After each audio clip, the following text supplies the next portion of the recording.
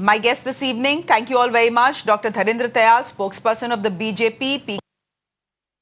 Author Prateek Bansal is a tax expert. Tehseen Poonawalla is a political analyst but joining us as a common citizen. And Dr. Santosh Mehrotra is a senior economist joining us on the broadcast as well. Thank you all for joining us. Prateek Bansal, since you're a tax expert, can I start by asking you whether all that we have listed is a fair ask? Because the burden of tax in this country honestly falls on the salaried class. कुल मिला के 3 करोड़ लोग tax देते हैं in a country of 1.4 billion people. Correct. So, Shreya, I just saw all the wishes, and you are absolutely right in asking for all these changes. And we all have been sort of facing this situation wherein the entire taxation burden ultimately falls on the middle class. But, we also need to realistically see that in the last July budget, the FM made it very clear that they are going to overhaul the entire income tax, structure and the regime. That comprehensive review they were supposed to do within a period of 6 months. Now, those 6 months obviously has expired. And in the last budget also, we saw very minimal or rather no changes in the old tax regime. They want to discourage the old tax regime. They want to move to the new tax regime because they are of the view, and probably rightly so, that the old tax regime is laden with lots of exemptions, deductions, and it's just too complicated for the common citizen. So they want to make it simpler for the common masses so that people can sort of file their returns in a time-bound manner.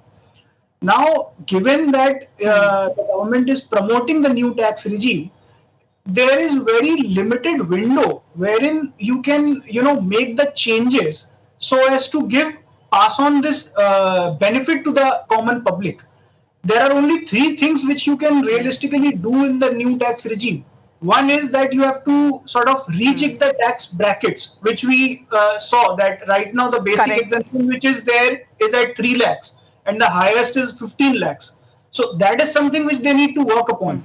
Second, the tax rates, like you mentioned, 30% they are charging above 15 lakhs. That needs to go away. Obviously, it can be brought it down to, let's say 25% after 20 lakhs, because like you rightly mentioned, realistically in the today's situation, 15 lakhs is the bare minimum earning of a middle class family.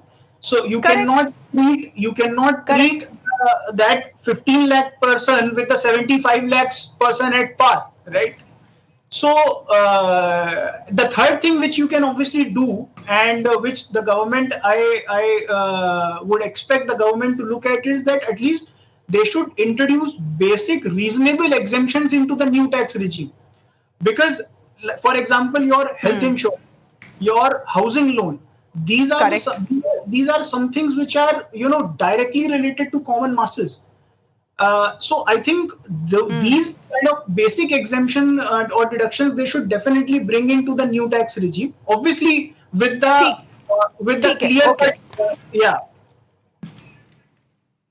The president today, I mean, of course, Modi ji has invoked, Tehseen, you want to come in? Modi ji has, of course, invoked Ma Lakshmi, but the president in her address has said that after this budget, the dream of the middle class of owning a home will come true as well. I don't know how that will, but to me it's mind-boggling that anyone in this country who actually earns 15 lakh rupees is considered to be super rich and is paying a tax of 30%. I pay a tax of 30%, but even someone, I mean, that's 15 lakh rupees is barely enough to run a family. And especially in cities like Delhi, Mumbai, Gurugram, Noida, Pune, Bangalore, etc.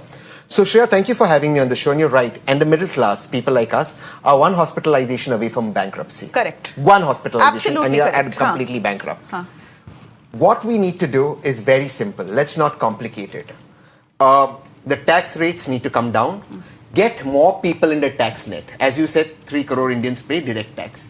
First thing, get more people in a tax net. And this is very easy to do with technology. If you see a new building in Mumbai or Gurugram or Noida, 100 crore apartments get sold out within minutes. But how many people are paying income tax? Direct tax, 3 crore people. How is that possible? Get more people in the tax net. That's the first thing you need to do. Increase your tax net. To increase your tax net, you need to get the tax rates down, because the more you get the tax rate down, more people will come into the tax net, and therefore your collection will actually go up. So I actually have even a more radical suggestion. Just 4 slabs in income tax, higher exemption, 10 lakhs, 4 slabs, the highest being 25% in line with your corporate tax, nothing else. So obviously the middle class comes in the middle bracket and there is tax relief. Second, very important, along with the GST Council, where the government and the BJP in particular has a very heavy say, make GST 2 slabs, 5% and 12%. Roti, kapda, makan 5%, everything else 12%, essentials at 0%. But for essentials at 0%, you must not have they must not be taxed on the raw material that they want to build. So GST reforms is a must that must happen. Third thing, all of this rubbish of long-term capital gain, short-term capital gain, you now actually have a long-term, short-term capital loss tax. For example, if you buy a car and you sell your car in a loss, they're charging you a GST on that.